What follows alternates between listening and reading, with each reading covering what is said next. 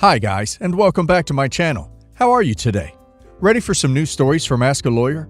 Let's go to the first one, about OP, who is planning on suing his in-laws. Listen to the story to find out why, and of course to hear my insights. Enjoy the stories, and don't forget to like and subscribe. And of course, don't forget to leave a comment. My in-laws are both Eastern European immigrants who immigrated separately in their teens. They met in med school and are quite well off.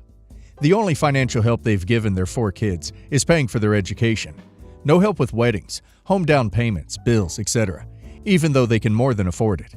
My wife Maria, 30 female, is the youngest of 4 and the only one to not go to college. We married right after high school, and I joined the military, so she's been a stay-at-home mom to our 3 kids. Now 10 male, 8 male, 6 female.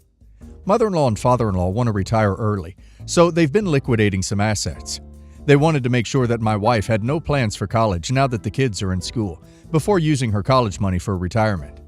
Here's where the issue lies. I think my wife's college fund is in the hundreds of thousands. I also think it should go to our family. It was set up for my wife. Everyone contributed to it thinking the funds will go to my wife, and we are struggling. I'm out of the military and have a blue-collar job now, and with the high cost of living, we're going into debt almost every month. When I brought up that point, my in-laws said they thought about it, but are not going to give us any of the money. What they will do is to use it to support my wife and I going to college, getting certifications, and getting good jobs, so we can make more money. Neither of us want to do this, and we shouldn't have to when my wife technically has all this money for her locked up in an account. My wife wanted me to leave it alone and not mention it to anyone since she thinks it's not her money and she won't use it for school. But I spoke to my family about it, and my grandma has agreed to help us get a lawyer to look into possibly suing them for this money. My family are all on my side and have been contacting my in-laws about giving us the money, and it has caused a huge divide in our families.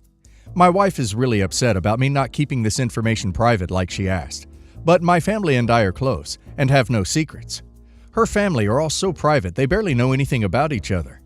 I might be the a-hole here because it is my wife's family's business, but I think since we're married, we're all family anyways. OP sounds entitled. It's not OP's in-laws' fault that OP and his wife are broke.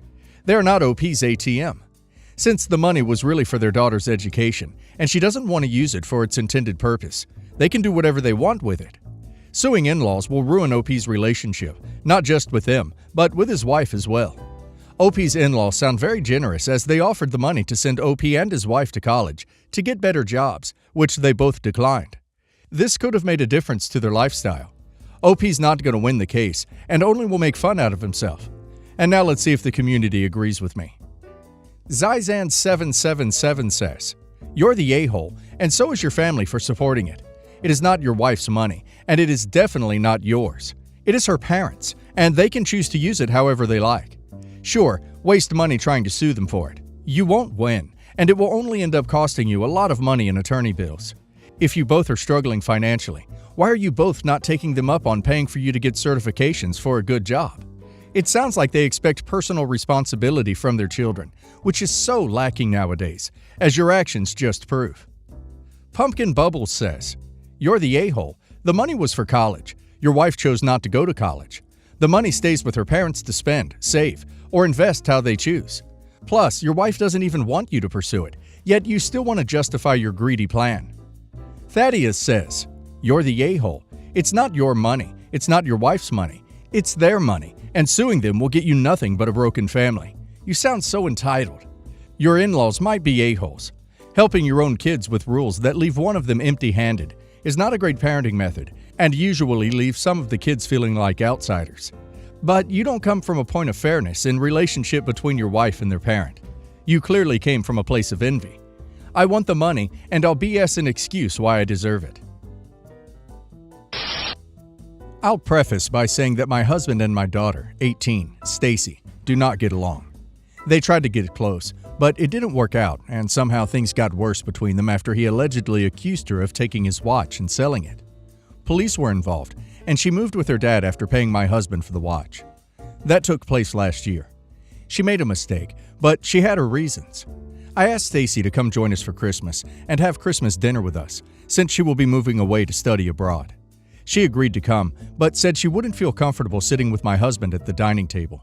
I tried to think of a compromise, but couldn't find one, other than to ask my husband to eat his plate in the kitchen. He initially refused, and sat at the dining table, and had an attitude about it being his house. But I tried to explain how this was my last chance to spend Christmas with her, and it wasn't like I asked him to leave the house. I asked him again to get up and go eat dinner in the kitchen, but he refused. He said it's his house, and he gets to sit wherever he wanted. I insisted, saying he was causing Stacy to get uncomfortable and cause a scene. He still refused, and sat still. Next, I grabbed his plate and was going to take it to the kitchen, but he took it out of my hand, and sternly told me it wasn't going anywhere. A big argument ensued, and Stacy and the family ended up leaving, and dinner being finished before it even started. I argued with him about ruining my last Christmas with my daughter, but he went on about it being his house. I told him he escalated it, and should have done this favor for me, but chose to act stubbornly instead. Needless to say, things have been tense since then. OP's 18-year-old doesn't get to set the rules at OP's house. She should feel uncomfortable around someone she has stolen from. I think OP's husband was nice to even allow her to come back to the house. And no, he didn't ruin Christmas for refusing to be shunned to the kitchen. And now let's hear the community's opinion. DeGorde says, he allegedly accused her of taking his watch?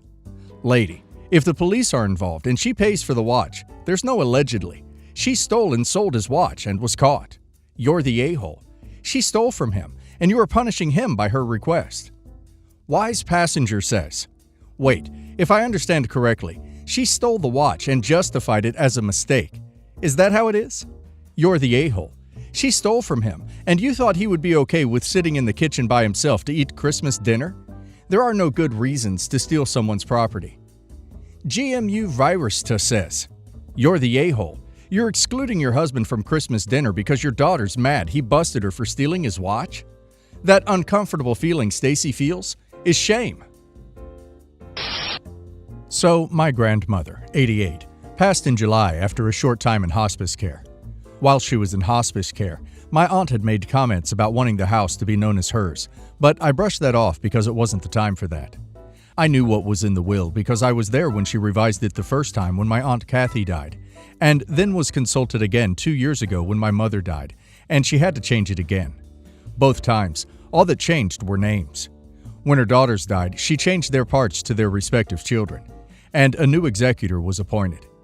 This last time, she felt she had to pick her only living daughter, but she wasn't sure she would be able to do the job. So she asked if me and my cousin would be okay with being backups just in case. So we were. Fast forward to when she died, and my aunt announces that her and her husband will be moving into the house and keeping everything exactly like it was. She also said she will not be paying any debts from my grandmother because that's just wrong. When I told her that's not how the will is written, she said that we can't find the will, but since she is the only surviving child, the house goes to her. She will split the land like she knew the will said, but that the house and all the belongings are hers now. Mind you, my grandmother is not even in the ground. We find the will, and it's like I thought. Everything is split in thirds, and if anyone wants to sell their portion of the house, it has to be offered to family first at fair market value. And if someone wants it, they have to buy the other two parties out. The house sits on 1 acre, separate from the rest of the acreage. We go see a lawyer, and she says she will not be paying us, and that honestly, it should be hers because she outlived my aunt and mother. Her husband and 1 daughter both agree with her wholeheartedly, and I don't understand how we see it so different. My grandmother revised the will twice in 4 years. If she wanted her to have the house, she would have done so. Now I'm being called greedy to my face, and much worse behind my back, and I don't know where to go from here. I'm in Texas if that makes any difference. Editing to add that we have found copies of the will, but not the original. She's also crying poor and not able to pay for probate, which is why I went to the lawyer with her. I wasn't going to give her money, but I would have helped her by paying him directly. That is until she acted like she did in there. I offered to let her live in the house and keep it all in our names till she passed, and then letting all the grandkids sort it out. Her husband hated that idea. I also offer her to trade some of the 18 acres that she's inheriting, and that made her super mad. OP's aunt is trying to steal from OP. If she moves in, she will not move out. OP needs to go to the lawyer on her own. She can and will call OP all sorts of bad names, but she is the one who is trying to steal. So OP should just forget her feelings and contact a lawyer, and only use a lawyer to communicate with her. Crystal Crone says, I just love the irony when greedy people call other people greedy for blocking their greed. Not the a-hole, but your aunt is a big greedy one. As you said, your grandma revised the will multiple times, and if she wanted your aunt to get the house, she would have, and you need to tell her that. She probably knew that was going to happen, which is why she kept saying we can't find the will. She was probably hoping you'd go ahead and give her the house before the will was found, and at that point, it would have been, oh, peace, too late, I already live here. It's absolutely horrible that she thinks because she outlived her sisters, that their children shouldn't get anything. Your grandma knew she was going to be like this, and that's why she revised the will. Twice. Just block her and insist on going through lawyers. Cat G913 says, it doesn't matter what your aunt or anyone else thinks in regards to your grandma's house. It was your grandma's to do with as she wished. Period. Not the a-hole. Just a Florida mom says, not the a-hole. Your grandmother updated her will often enough that you can be assured she wanted it just as it stated. She probably didn't like your aunt enough to want to give it all to her. Or, like my mother, she split it evenly amongst her children, and when those aren't available, she passed it down to those children's children. In other words, each branch of the family got the same amount out of her sense of fairness. My ex-husband and I got divorced years ago. We shared custody of our 2 kids, 9 and 12. I got remarried to my current husband. He adores the kids so much. However, he always struggled with his overprotective, jealous attitude when it came to the kids' father. Their father passed away suddenly days ago, and the funeral was yesterday. My husband didn't want the kids to be there without him. He asked if he could come to support them through the service, and I agreed. We got to the funeral, and we were able to stand near my former in-laws and their relatives. So what happened was that my husband started having random conversations with them. He basically talked about how close he is to the kids, and what he does with them, and how much he spends time with them. My former mother-in-law side-eyed me. For some reason, I told my husband to stay quiet, and he did. Moments later, after my daughter started sobbing while hugging her aunt and uncle, my husband muttered something, then pulled my daughter to his side and said to me, "Hey, at least now we won't have to worry about who's going to have the children for Christmas, right?" I was stunned. My former brother-in-law stared at us both, and former mother-in-law and her daughter put on some distance. I was floored by what he said. He said it loud enough that the other guests heard. I immediately pulled him close and whispered to him to leave. He tried to argue, but I insisted he leave. He left, and then later threw a fit saying that I shouldn't have kicked him out like that. I told him he made an insensitive comment, which he called just him being realistic and straightforward. He said I made a scene in front of everybody, prevented him from supporting the kids, which is the reason why he came in the first place. Now, he's saying that by having him leave in the middle of the funeral like that, I confused the kids and sent them the wrong message. He's expecting an apology from me also. Am I the a-hole? I have a crazy family says, not the a-hole. Your husband seems to be weirdly jealous of a dead person and felt no shame trying to one-up this person at their funeral. Dear OP, your husband could benefit from some therapy to deal with his feelings, and this could severely impact your children. Hot Currency 1881 says, not the a-hole. Your current husband will now take the opportunity to try and erase your ex-husband, your children's dad, from their lives. This is appalling, and I strongly suggest you nip this in the bud immediately. Wild Feral Fun says, your husband is a sad excuse for a stepfather. You have a lot of damage control to do with your ex-in-laws, and his stunt is a majorly poor reflection on you. You brought this a-hole to their loved one's funeral, who effectively announced that in the death of your children's father, he sees many bright sides for himself. You question why your ex-mother-in-law side-eyed you? Get real. You picked this guy and thought him suitable for this funeral. Your ex-mother-in-law has every reason to wonder what epic crap show is going to be going on in her grandchildren's home, now that her beloved son can't fight about the BS your a-hole husband creates in their lives. Mai, female 24, sister Leah, female 27, is 4 months pregnant with her first baby. Her husband works in Merchant Navy and left a month ago. Few facts about us. We have a good relationship normally. We're not super close, but no issues either. Just living our own lives. She does not drive. It's too much work and makes her anxious. It used to be fine since she usually works from home and goes out only once every couple of weeks for grocery shopping or for client meetings. But since her husband left, she's been calling me to go hang out with her. We live 30 minutes away. She wants me to take her baby shopping, furniture shopping, help remodel her home, bring her out whenever she has cravings, rub her foot, Help her with chores when she is too tired, etc. I don't want to. First of all, shopping has never been my thing. Walking for hours looking at different things is just exhausting to me. I'm an internet buyer. I told her that she can maybe ask one of her friends.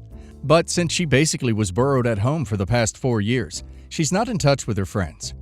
Our parents live 3 hours away. I told her she can wait and take mom with her then. She wants me to drive mom here, since mom refuses to take public transport or drive here. Dad does not want to drive her here in his off days. I said it's same for me. I don't want to spend my off days driving them around either. Mom would not stay here since she has work back home. I'm already the one taking my sister to her appointments. I don't want to spend my life helping her with her pregnancy and her baby. Let's be realistic. Her baby daddy will be at sea 8 months a year. She will need help. I suggested she move back near our parents so she has support. She is refusing to and is asking me to move in with her to help her. I said no, I have my own life. She and mom are forcing me to reconsider, saying she is my sister, family helps family, and it takes a village to raise kids. I told her she decided to have a baby, and her baby is not my responsibility. She is super mad at me and calling me selfish. Am I the a-hole? Professor Plum did it says, not the a-hole, and I tell your mom that she can move in with your sister if she wants to, but she has no right to expect you to give up your life because of your sister's choices.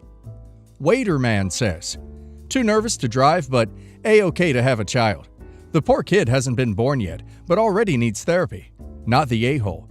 You get to decide how involved you are as an aunt. Doing chores now equals doing chores forever. Sea firefighter says, not the a-hole. She chose to have a baby knowing her husband's job would take him away. She can get back in touch with her friends. Tell your mom and sister you have moved out of that village. Wait, she is only 4 months?